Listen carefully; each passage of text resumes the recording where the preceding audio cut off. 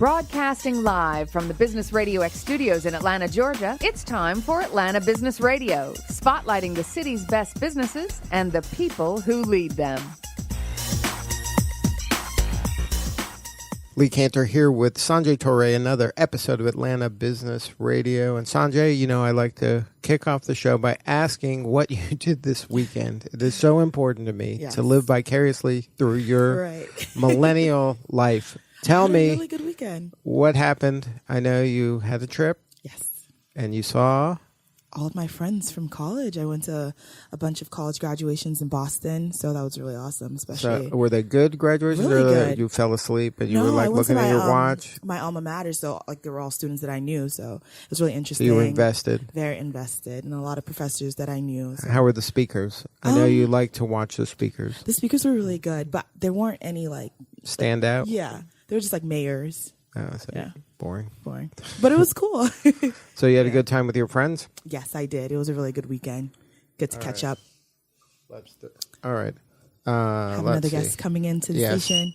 So we're going to have to manage this a little bit. All right. So first up on Atlanta Business Radio, we have Dr. Cherie Gallant. Hi. Thanks so much for having me. And Dr. Cherie, you are with Workplace Wellness? Yes, that's Tell correct. us a little bit about that. So Workplace Wellness provides on-site wellness programs, including chiropractic care and ergonomic training in the workplace to help employers increase productivity 10 times, reduce costs, and increase profits by double digits. So now how did you get into this line of work?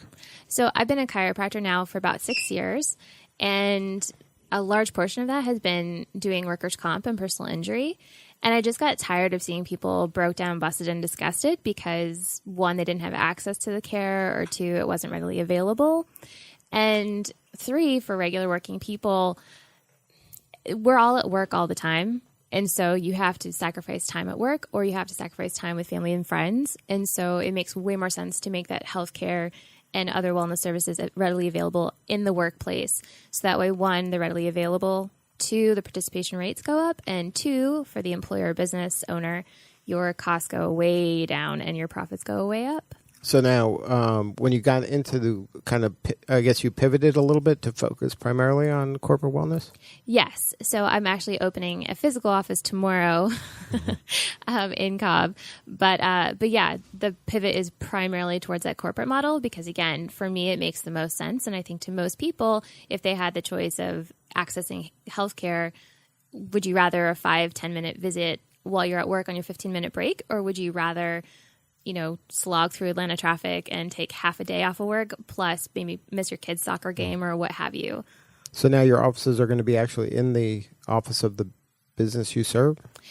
So my home base is going to be actually in shared space over in Cobb, so 2430 Herodian Way, Suite 57. But then once I contract with a client, then I actually physically go into their workplace and provide the services that they choose. Like so many days a week, or you're there every Mondays or something? Exactly. Yeah. It just depends on what the employer wants, or, what their needs are. I mean, if they want me to come in and provide ergonomic training, that might be once a week or, twice a month, or regular chiropractic care, that would probably be more of a once a week thing, depending on how many employees they had. So it's just really about assessing what that particular business needs and taking a look at where they're losing all the money, and then custom tailoring that wellness program to suit their needs. And then, so now does that affect how you market?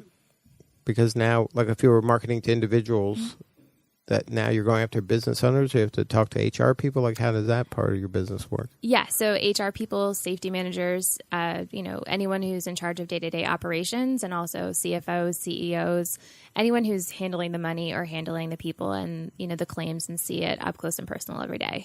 And then have you kind of beta tested this at corporations right now, or is this conceptual at this point?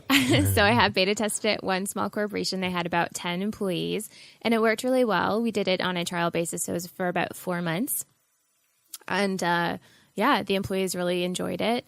And so now it's just about, getting into bigger bigger corporations. That way I can affect as many people as humanly possible and, really improve their lives. And then, so what are the elements of an effective corporate wellness program? So the corporate wellness program actually has to work, meaning, well, first of all, you have to assess what are you trying to achieve through a wellness program. I mean, most people and most businesses, they want people to get better, but two, the main reason is they want to decrease costs.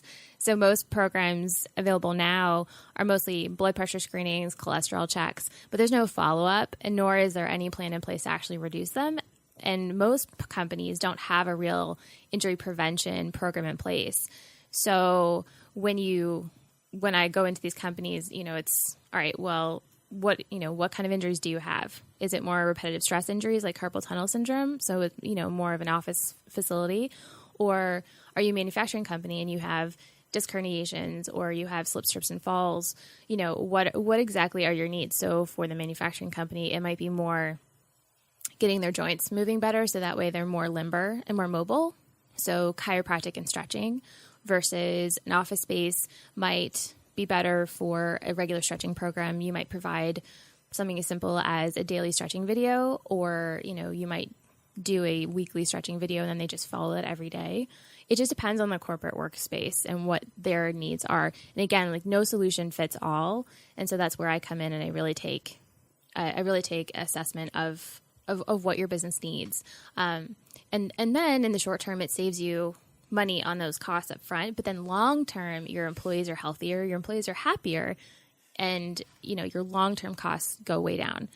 There's been several companies now. There's Anheuser-Busch distributor up in Michigan. They brought in a chiropractor once a week for a year. Their work comp costs decreased by 88%. So I mean, it speaks for itself.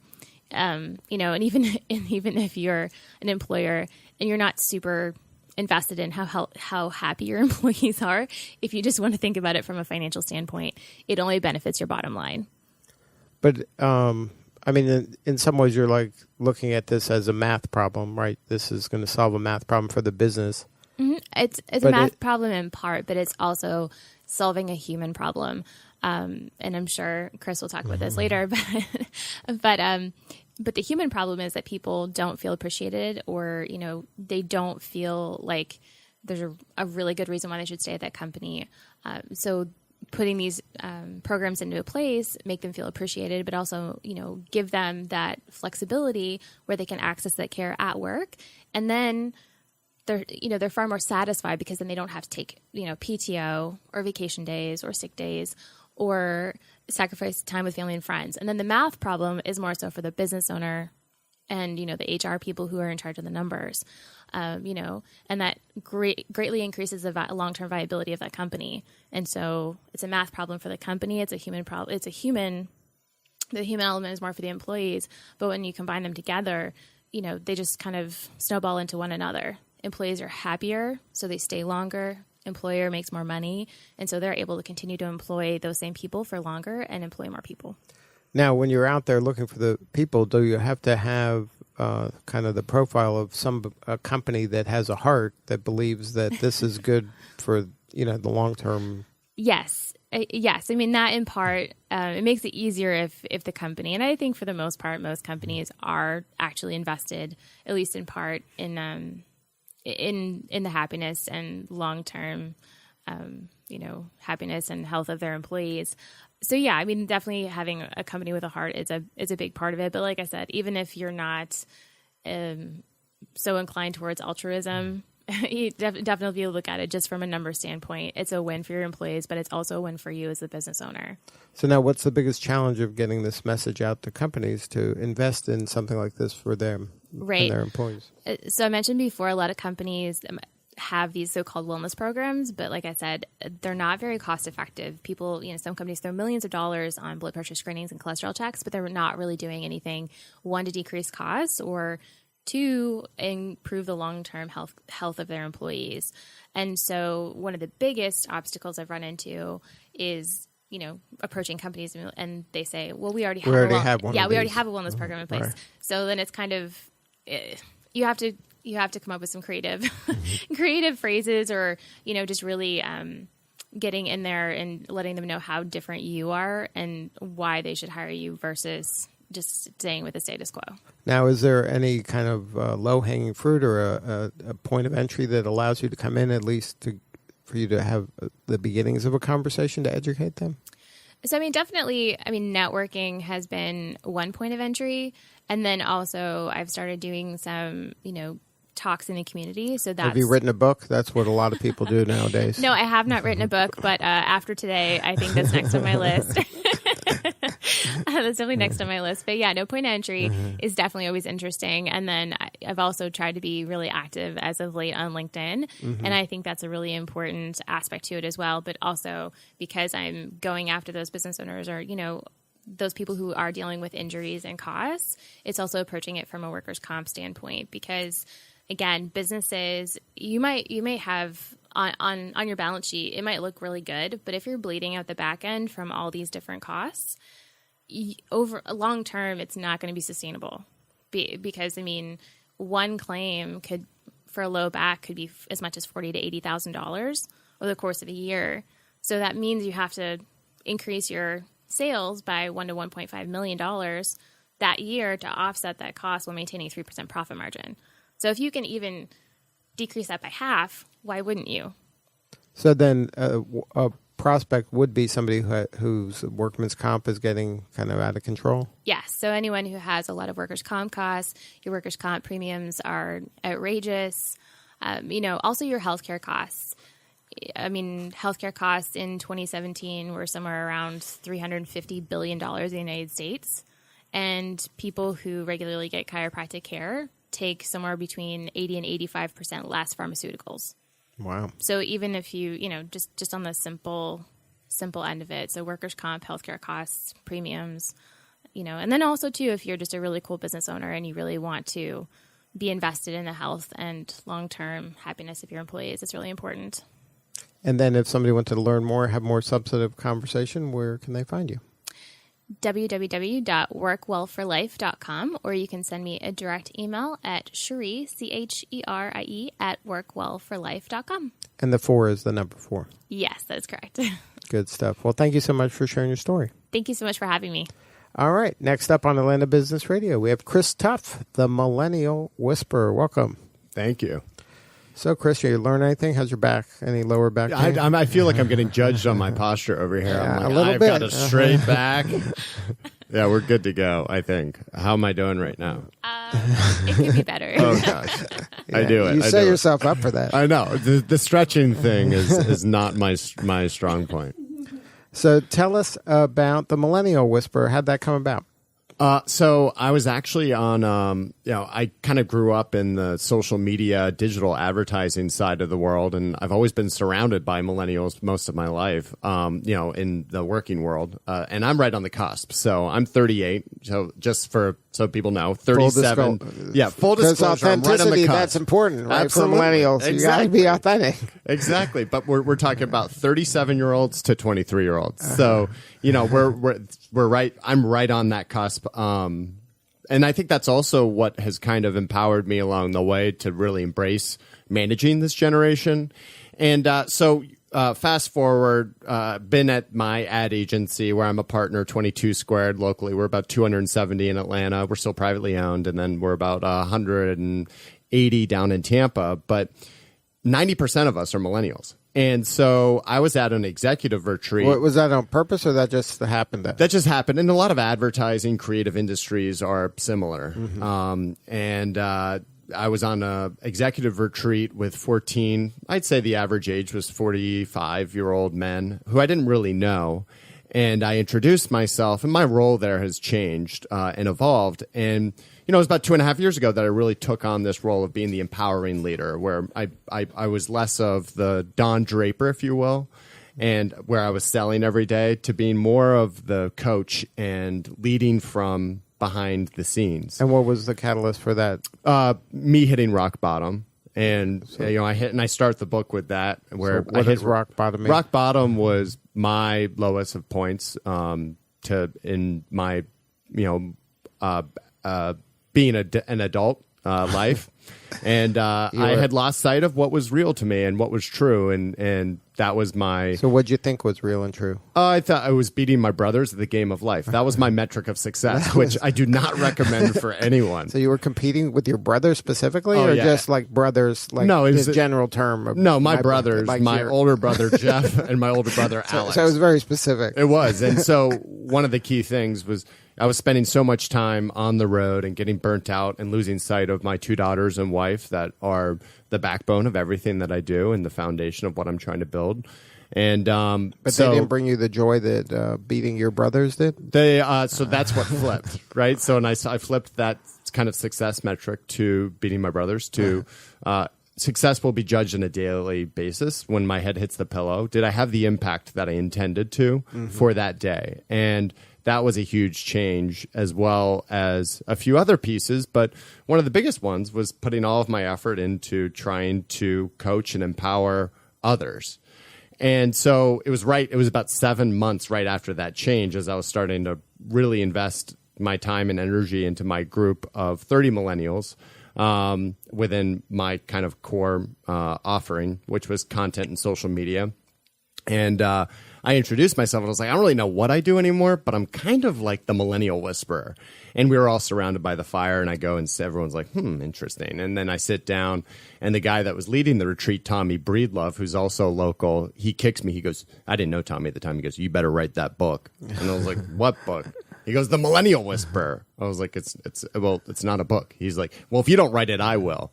And then, so that then started the conversation. These guys were like, so tell me about, like, what are some of the things you do? And I was like, well, for example, I do this. They're like, you do that stuff? Are you kidding me? And then it was right around So you then. were talking about like specific tactics? Tactics, right? So, one of the tactics is I say, well, anytime that I have team status, I start it with snaps, where I create this environment of empathy where instead of everyone going through an Excel document, we start it with snaps. So I'll start it off and I'll say, I want to give snaps to Meg because she went above and beyond, because she pushed herself out of her comfort zone. She killed it with the presentation, and it was one of the best I've ever seen. So snaps. And then that creates this domino effect that usually 30 to 40 minutes of our hour in our status is people giving It's snaps just to one appreciating another. And it's and not only that, but you end up covering a lot of the things that you would naturally within some boring as an Excel. update, because Exactly. you're appreciating for whatever that action was they took. Exactly. And that was when they look at me and they're like, what? And I looked around and was like, okay, I think I got something here. And, once again, we wrote it over about a 7-month period. We published in February. We've sold about 35,000 since then. I built out a separate consultancy around it. I was at a corporation, to remain unnamed, on Monday in front of 1,300 of their employees. And it's we'll be in every airport face out June 1st. So we're just now, I think, hitting this groundswell of buzz, and I think it's having the impact I intended. And then what does the impact look like to you? To me, it's changing the way that our organizations empower and look to incentivize our this next generation. And to me, it's really 2 main points. How do we bring more empathy and love and more connection into our lives? That's everything, whether it be with my daughters, whether it be with my wife, whether it be with my guy friends. How do we bring more empathy and more connection? And a lot of the tactics in this book are basically oriented around those 2 main points, where, for example, I think one of these things, you look at what millennials are looking for statistically, right, from their leaders. Number 1, it's inspirational leadership. 2, autonomy. 3, transparency. And, within that, there's some other kind of nuances. But you look at some of those things, and transparency is one of those that I love interpreting, because a lot of leaders think they either need to cry in front of their people or if they have to show their profit margins. And it's neither one of those. It's just be real, right? Create a real connection with your employees.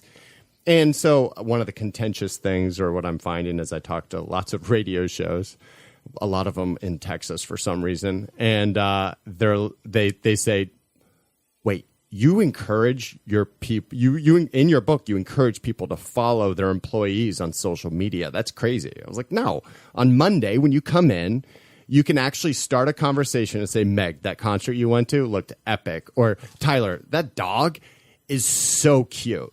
And it was funny. I was talking to another prominent leader who I can't name. And he said to me after reading my book, well, I don't want to post all my personal life on social media. Like, I just don't, I'm too private. I don't want to make that murky. I was like, that doesn't matter. They don't, sure, that might create some sort of connection, but what they care about is that you follow them and actually strike up a real conversation. Show your employees that you are vested in their lives and that you care.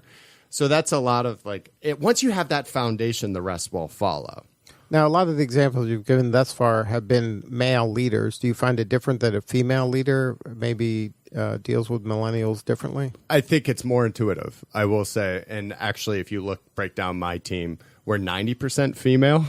And so you're more female than millennial.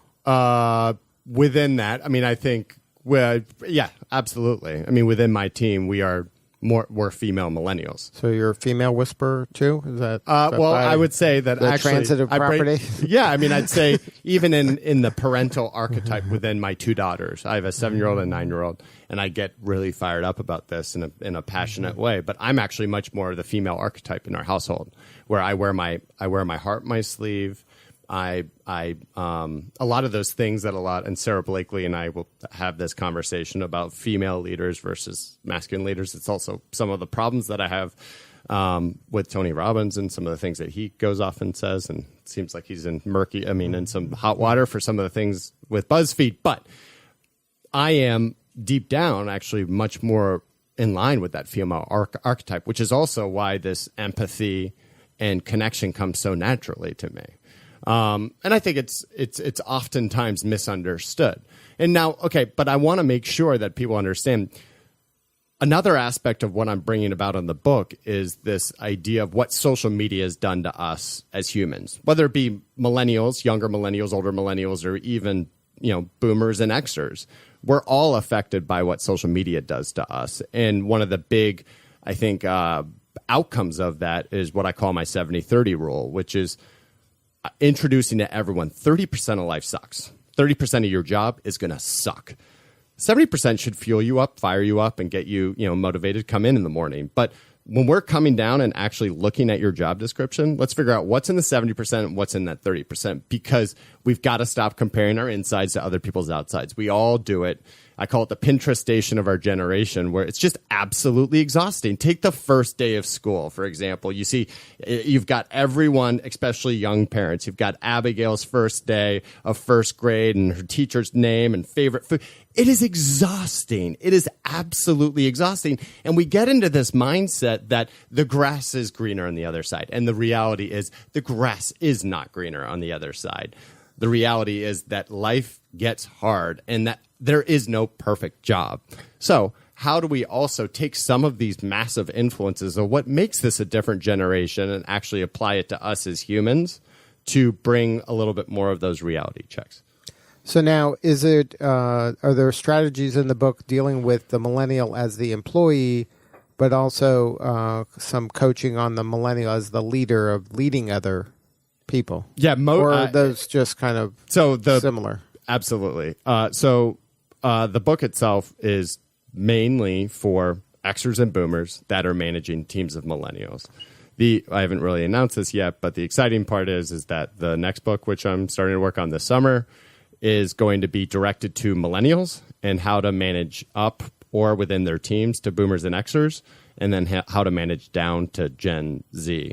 One thing that I am very upfront about within the book, as I talk to very large corporations about implementing some of the ideas in this, some have come back to me, especially the startups that are no longer startups and making billions of dollars. They're like, well, 90% of our managers are millennials. And I was like, so one of the key things I do in the book is older millennials and younger millennials are two very different generations. I call them Oregon Trail millennials and Snapchat millennials, because the older ones, they had beepers in college and played Oregon Trail in high school. It's very different than the younger millennials that were given a Snapchat account on their iPhone at age 13. So that's what makes them very different, is the adoption of technology and what that does in social media to our brains and the social side of ourselves.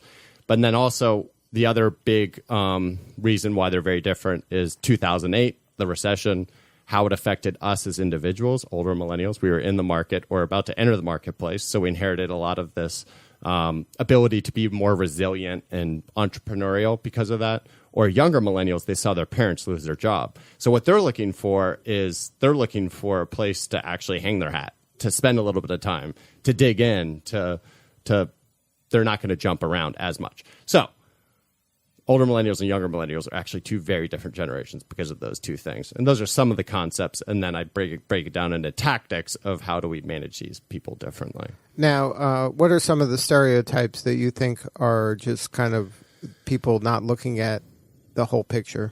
So I think I'll be asked, so what are the stereotypes are true and what are not? And so the ones that are untrue, I think are a lot of the times, I think millennials, oftentimes it's used as a synonym for inexperienced or young. And the truth is that they're both inexperienced and young, right? So stop using millennials as just a synonym for that. Instead, I did the cover of my book this way, but self-absorbed, spoiled, needy, there's certain aspects that just are untrue. But then there are also certain aspects that are true. And so one thing that I do think is the needy piece. I say that as managers or as corporate leaders, if our head hits the pillow at the end of the day and we're not utterly exhausted from rewarding and recognizing our people, we haven't done it enough. And the reason why we are much needier, this generation is needier, is because... But are they needier or just more vocal? I think both of those things. I think both. They're not as scared to vocalize, but they're also not as scared to leave a job when they don't get it. And so, but what makes it different is anytime they grew up in the era of helicopter parenting, so a lot of them did actually get participation trophies for everything they did. And did they like it? They expected it. They didn't just they expected the trophies along the way. But then the other side of it is anytime in their adult life they wanted it, they posted something to Instagram and they'd get the 120 hearts on their post to get that instant gratification and validation and reward, essentially. That if we're not doing that within our corporations, then they see that as a deficit and they'll just leave. And so it's an absolute requirement. And, one of those ideas that I bring up is snaps, right? Another one I talk about is this big blue rooster that they have out in San Francisco at a startup called Domo.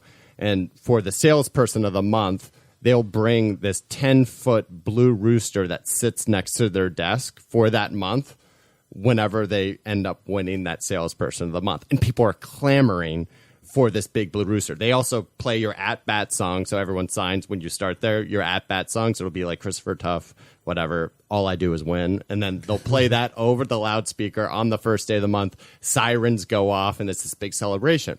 And it's funny, I talked to some leaders, and they're like, Chris, either like with startups, they're like, I'm giving away all my equity, or I gave X amount of money. I'm like, stop. Like, you're doing the wrong thing. Don't throw money. Sure, that's important. And it's the number one thing that people are looking for is, benefits and money. But you can get more creative. What's your big blue rooster? Or what are your snaps? What are some of the things that you can start creating to actually reward and recognize and build this environment of empathy?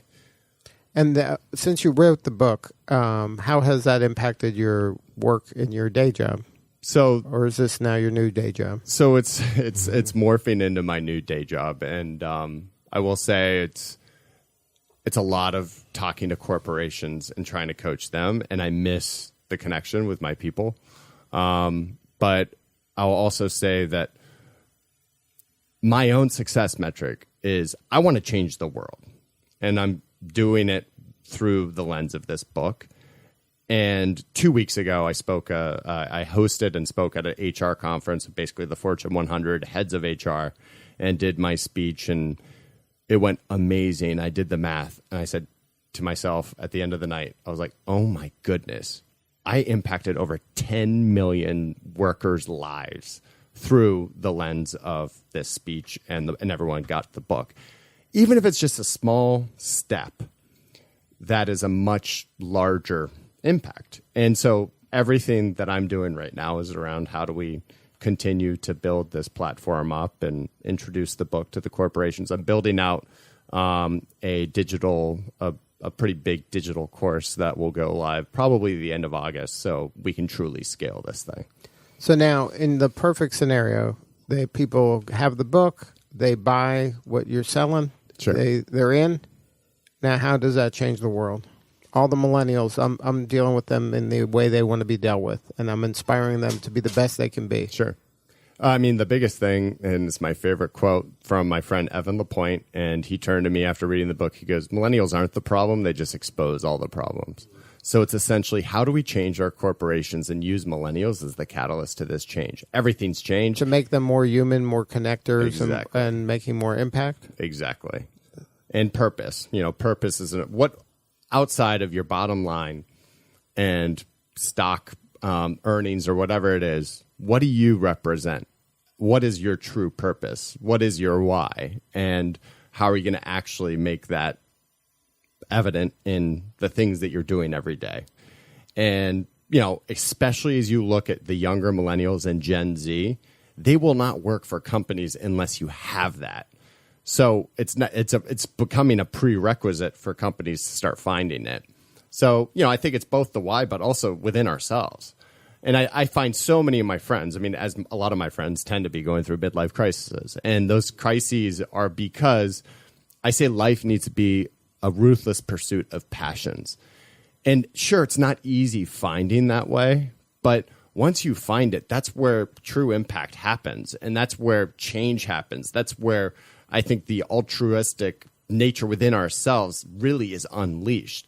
So I'm trying to unleash that within our corporations and scale it. That's how we're changing the world. But the change happens for some people after they have some level of security financially. Yep. That then they can open their mind to these other opportunities. When you're out there scraping and you're just grinding, trying to make it through the day or the week, do you think that that's still that's an aspiration, but is that practically possible? Yeah, I think it's absolutely practically possible now more than ever before. Look at even just virtual work, being able to work virtually. With technology like Zoom and other things, access is better than it's ever been. So I think that there are certainly things that get in our own way, and I have this rule with everyone that I work with. I call it your sitting in your car rule, where if 2 days in a row you're sitting in your car and you're dreading coming into work to go into your day-to-day job, and it's not associated to your own procrastination or your own self-development. But that takes self-awareness. So now an expectation is the person has self-awareness to take some ownership and personal accountability and responsibility for that feeling. Exactly. And so if 2 days in a row you have that feeling, then let's talk about it, because something needs to change. Either we need to open up a new way for you to work into another department within the agency, or we need to figure out and revisit what your own purpose for being here and what is driving you. And maybe we might have to open up something outside of the agency with some other corporations. Maybe nonprofit is the place you need to go. And I've actually had I've had employees move to Australia. I've had employees quit and work for a nonprofit, and I'll revisit them now. This is, a couple of years later, and they're so much happier for it, and they're so much more fulfilled. And sometimes that's what it takes. And then you, as a leader of an agency, you're okay with that because you want the best for that person, whether it's with you or without you. And it took me a while to get there, because I used to take offense when people would leave. I'd be like, oh, you're dead to me, kind of thing, right? And because it is, you take it personally, and it's like, what did I do wrong? It comes. So I've evolved in that viewpoint. So how are you doing on the scoreboard with your brothers? Really, that's what everybody wants to know. So I will actually say, people will ask me what's the hardest part about, what's been the most surprising thing from writing this book. And my oldest brother, he heads up innovation for Deloitte. His name's Jeff Tuff. He wrote a book called Detonate, coincidentally, 9 months before me. And I think it's almost like coincidentally.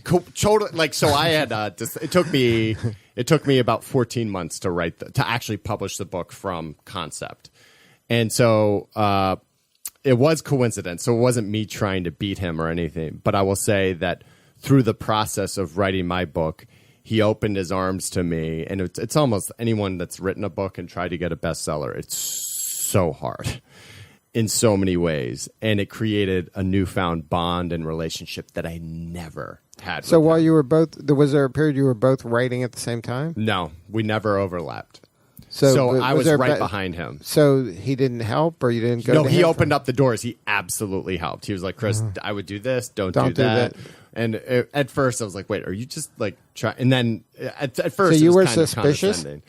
At first, I was absolutely suspicious. I mean, here's the guy that is. We haven't always had. He's 10 years older than me, and always kind of setting the bar with everyone around him. Right, graduated first of his class from Harvard, Dartmouth, blah blah blah. Right, and hasn't always taken that much interest in my life. And it's funny that this is coming out on Business Radio X right now, but it was the first time that he looked at me and he was like, wow, Chris, like you're doing it, and you're doing it pretty much on your own. I put it all on the line for this book. I got a $200,000 short-term 6.9% interest rate loan from SunTrust, and my banker's like, Chris, enough. Stop throwing money at this book. I'm like, I'm doing this thing. And so it was through that process that my brother and I actually created a newfound bond, and he opened up a lot of doors for me up in Boston where he is, and gave me great tips along the way. And it's also with that I promised to any one of my friends that if they're writing a book, that I'll be that sounding board, and I'll tell them where I made my mistakes and where I made some of the good decisions. But yeah, I don't take it. I'm really excited. We've sold about 35,000 books, and we were a bestseller. We were like number 2 at Barnes & Noble for a little while, and I think we're just getting. I think we'll crescendo around August, and then it'll be around that time. I'm actually going to be artist in residence down in Serenbe, and I'll be outlining my next book, which will be directed towards millennials. And for you, when you're making that impact and those kind of aha light bulb moments are happening out there from the HR people where you're, I guess they're the kind of the pathway to the employees at this point. Is that the most rewarding part of this, or? The most rewarding part has actually been some of the emails or Instagram messages or messages that I've gotten from people saying how either their bosses read the book and it's helped change their workplace, or how they've used the book to have a massive result in terms of less turnover or almost real-time results for the things that we promise in terms of whatever that ROI is for your corporation. So it's really through those anecdotes coming back now that people are reading it that is probably the greatest impact. And if somebody wants to get a hold of the book? So you find it at your local book retailer, on Amazon, or on my website. You can actually download the first chapter for free, and it's themillennialwhisperer.com. And having written a book with millennial in it like 9 million times, millennial is spelled with 2 L's and 2 N's. Millennial, 2 L's, 2 N's. So themillennialwhisperer.com. And I think, and then also June 1st, you can find it in your local bookstore at your airport, with the face out. That means it's a good one. Hopefully. That's how it works. Yeah. Well, congratulations. Yeah, thanks so much for having me. And thank you for sharing your story. Great. All right, next up on Atlanta Business Radio, we have Katherine and Jay Wolf. Welcome. Hey, thank you so much. We're so glad to be here. Sorry, I'm a little hoarse, but it's all right. Doesn't matter. All right. Well, Katherine and Jay. Hey. Tell us what you're up to. How are you serving folks? Well, I had a massive stroke and nearly died at age 26 from a birth defect called an AVM that was in my brain and caused a massive brainstem stroke.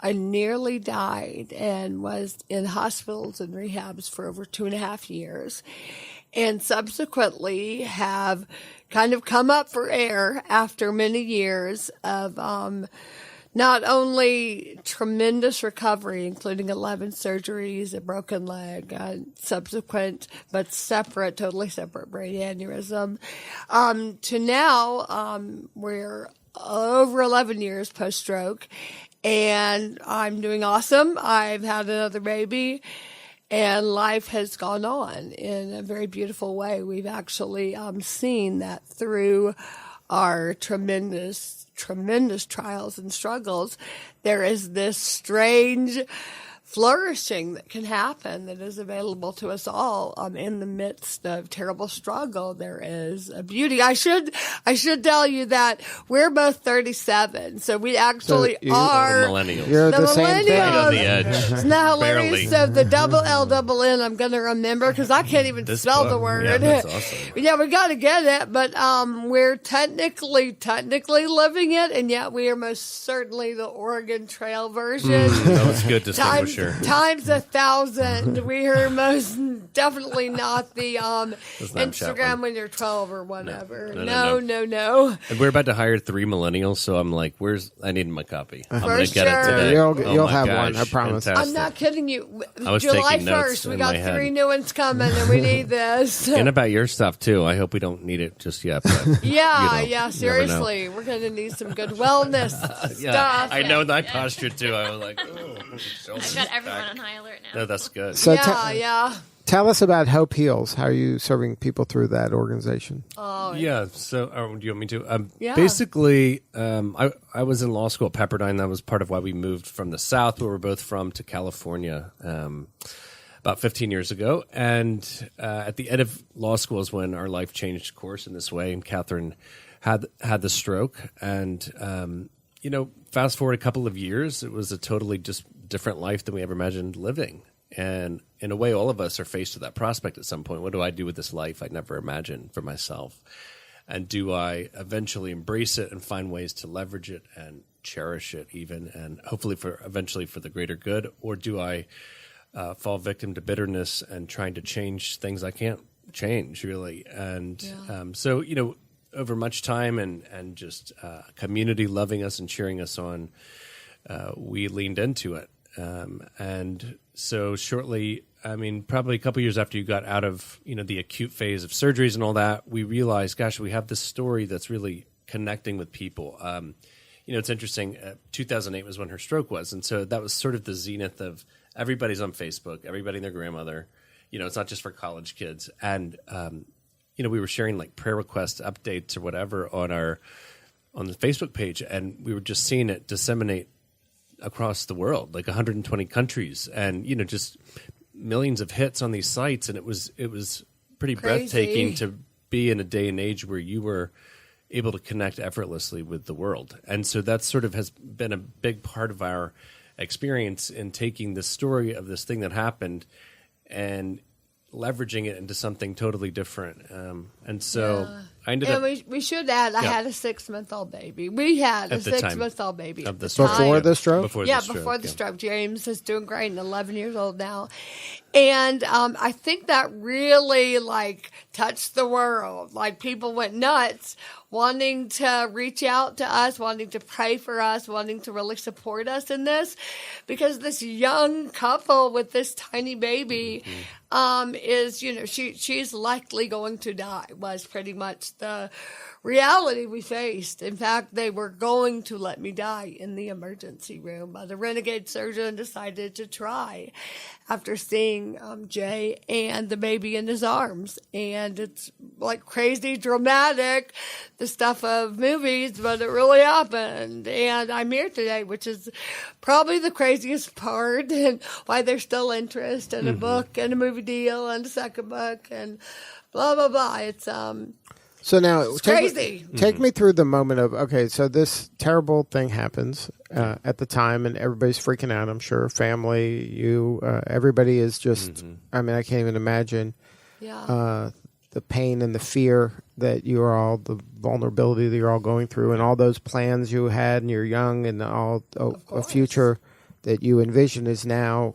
it can be up in flames. Yeah, totally. How did you kind of in your mind make that pivot as things started to improve, that you know what, I'm going to, I guess stop being a lawyer. Are you still a lawyer? Or is now the focus on this Hope Heals, and now I'm just serving people, and I'm trying to make, create the hope in the world, and big time, yes. Yeah. All the things. Yeah, yes. it's interesting. We, again, we all have this long-term view of our life as if that's going to make it manifest that way. And so, we had this new baby, new career. I was about to take the bar. But everything was all of that. happening just very the way you would plan it, Yeah, right? exactly. There was no surprises in that. You were just Exactly. going kind of paint by numbers life happening here. Except the good surprises, right, like the good stuff, like the baby's healthy. Right, and you're this checking that, boxes. That's it. Yeah. Everything's on plan. Right. We,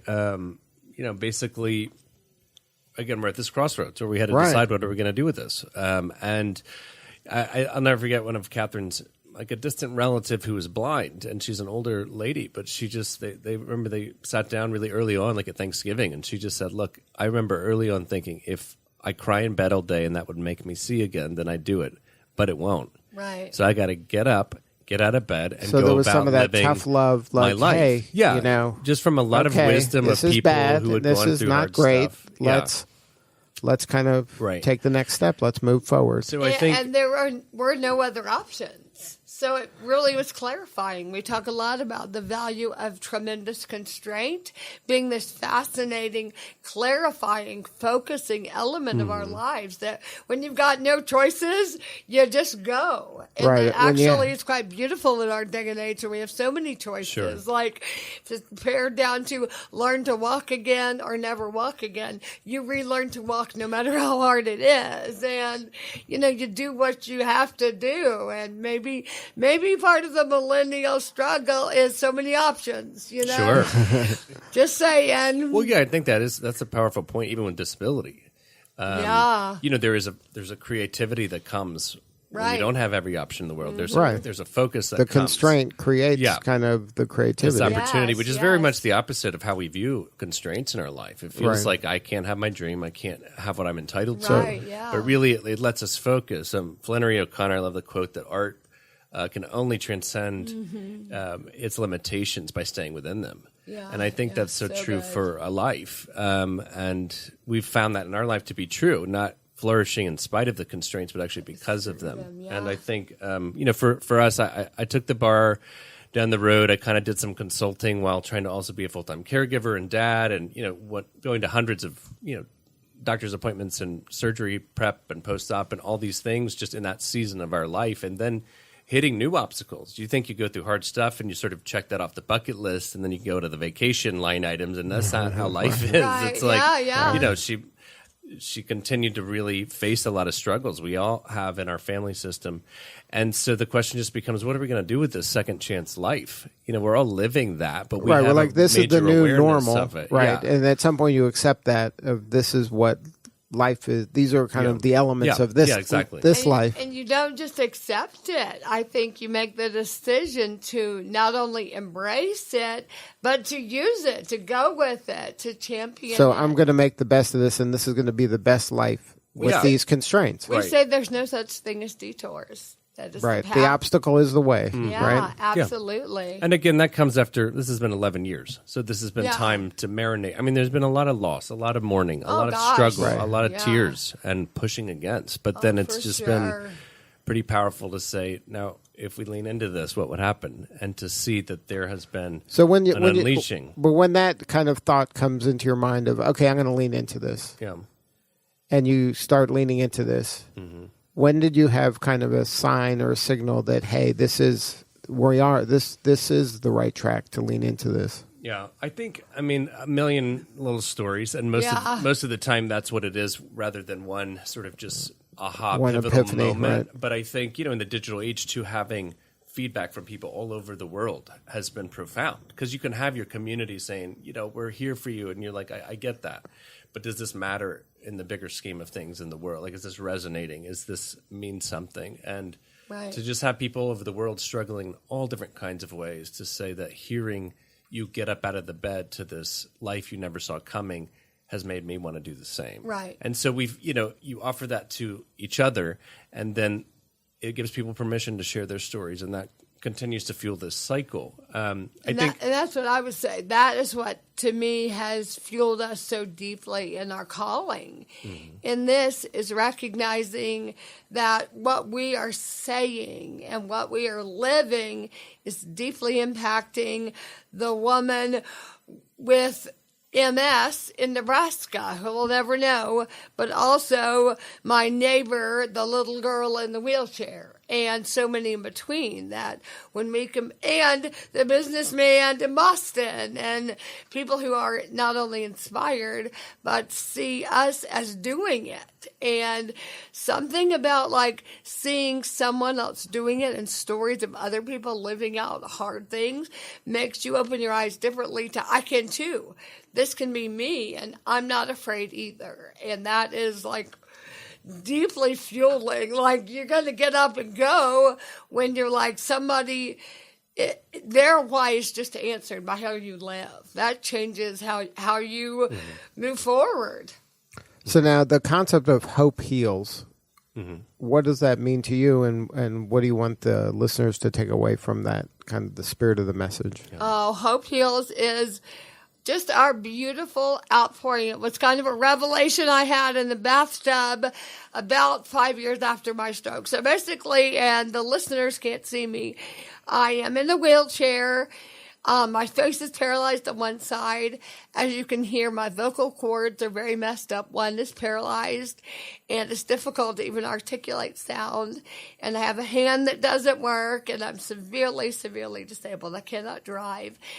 And yet, I felt a deep sense that I believe God was really calling me to use my specific tragedy, our specific tragedy, and the fact that he stayed was just so unusual in our world and so beautiful, that our unique offering was to share how the hope that we have would be a part of what would heal us in this situation, because what was so much more broken, and is still more broken, but not like unhealed brokenness, is the soul, is your heart. You're going, wait, this was my one shot at life, and now it's totally different. This can't be. I'm completely and totally on zero here. There's no hope. There's no way out. There's no answer. There's no change.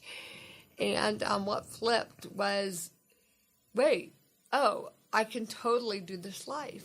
And I have everything I need to thrive in a world not made for me. And I think believing that there was something more for me than medical appointments and surgeries and endless, fill in the blank, and seeing that my life could be one of thriving in the midst of constraint. I think it's interesting, too, to your point, Chris, of, there's this availability to the world to do some different entrepreneurial pursuits in this day and age more than really ever before. And so, I'm so sorry. And so we were able to form a nonprofit structure. That's what we felt led to create this structure as to perpetuate sort of this story, and kind of leaned into it before we fully knew what it was. Even we started doing speaking and writing, online. We started getting invitations to come to different kinds of places and share our story. And then that eventually prompted a book that we did with HarperCollins, subset Zondervan. And again, that, when you get a book out in the world, that sort of then takes on a life of its own. And several years fast forwarded, we began to see this disabled community that we were unwittingly a part of. I think in some ways we thought, okay, Katherine will eventually get out of the wheelchair someday, and that won't be our part of our story, our identity. Yeah.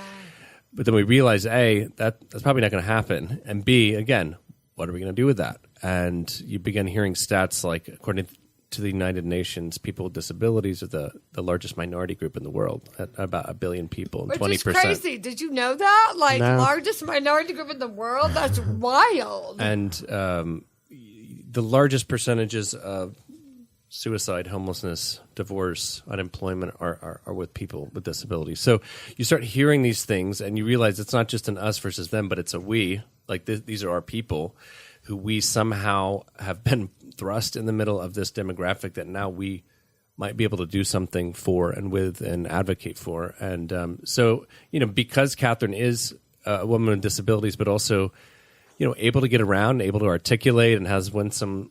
I mean, I'd say she's funnier after her stroke, actually, than before. Just some filter fell out, I think. And so we've leaned into that, and we've leveraged it. And we've, how empowering is it to be a voice for a voiceless population? I mean, it's the great honor of our life. And we also began meeting people, again, families like us with disabilities, and most of them do not have the opportunities that we've had to be uplifted by a community and to find new purpose and to sort of be able to pivot. And so we realized there was this structure for families that really could provide some healing, that when you start healing the family system, then they go back to their communities, and those healed people begin to help heal other people. And it just creates this ripple effect. So the irony is that, at this point with wheelchairs and stuff, we're probably more hotel people than camp people. But, it was very clear, the structure would be great for camp. And those of us who've gone to camp know the power of just getting out of your normal rhythms into nature, with other people, maybe who you don't even know, but who you share this common story and struggle with. And so we created Hope Heals Camp. Again, never saw that one coming, but we had created this sort of structure that allows us to do things that are out of the box that feel right. And we did a lot of due diligence about it. But this will be this coming summer, our third iteration of Hope Heals Camp. And 2 back-to-back weeks, we run a facility outside of Birmingham called Camp McDowell, and it'll be 800 people from 26 states and the UK. It's crazy. We kind of thought it would be this regional thing, and because we've leveraged social media and things like that, we have a very broad, I guess, network of people who are willing to come to Alabama in the summer, which is not usually where people summer, in Alabama. Yeah. Sort of the opposite place where people go in the summer. The craziest, we've lived in California the past 14 years, and we thought there would be no way people from California would come to Alabama in the summer. No way.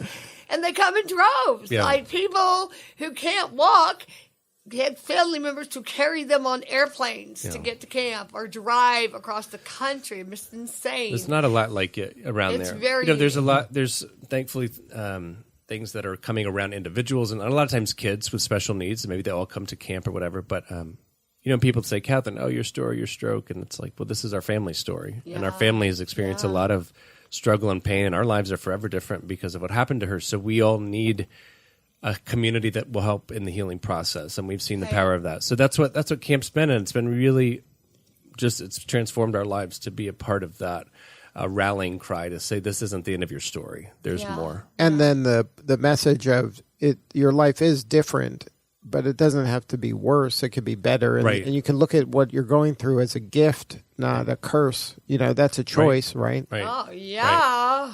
And I say chosen, not cursed. Chosen Right. for this life. Yeah, I like it. You want to go on the road? that's it. I'll be the warm-up act. Awesome. So we're just humbled. We've been in California 14 years. We kind of went there for adventure right after we married, And you got it.